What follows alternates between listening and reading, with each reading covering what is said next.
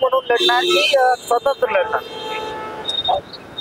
नांदेड महानगरपालिकेवरती शिवसेनेचा भगवा हा 100% फळकणारच आहे, त्यामध्ये कुठलंही दुमत नाहीये.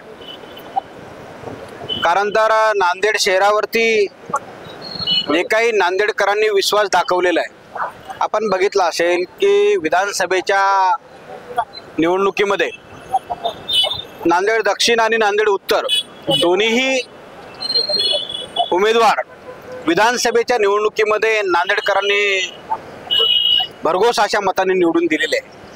त्यामुळे निश्चित येणाऱ्या महानगरपालिकेवरती सुद्धा नांदेड शहरावरती दोन्ही शिवसेनेचे आमदार असल्याने मला खात्री आहे की ज्या पद्धतीनं आमच्या दोघांवरती नांदेडकरांनी प्रेम व्यक्त केलेलं आहे, तर पुढच्या काळामध्ये नांदेड महानगरपालिकेवरती सुद्धा निश्चित नांदेडकर प्रेम व्यक्त करतील आणि शिवसेनेचा भगवा त्या ठिकाणी फडकेल असा 100% विश्वास माझ्या मनामध्ये आहे. आणि निश्चित पुढच्या काळामध्ये महानगरपालिकेवरती शिवसेनेचा महापौर हा निश्चित बसल्याशिवाय राहणार नाही अशी खात्री आमच्या मनामध्ये. जास्त नगरसेवकांचा महापौर असं सांगितलं. 100% शिवसेनेचा महापौर बसणार आहे.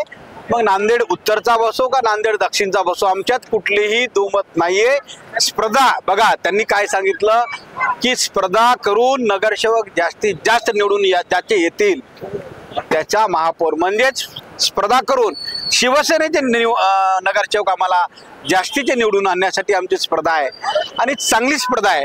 कारण तर आम्हाला शिवसेना मोठी करायची आहे, एकनाथराव शिंदे साहेबांचे हात बळकट करायचे आहेत, हेमंत पाटील यांचे हात बळकट करायचे आहेत. त्यासाठी निश्चित नांदेडवरती शिवसेनेचा भगवा महापालिकेवरती फडकणार आहे, 100% आम्हाला खात्री आहे. लढणार की महायुती म्हणून लढणार?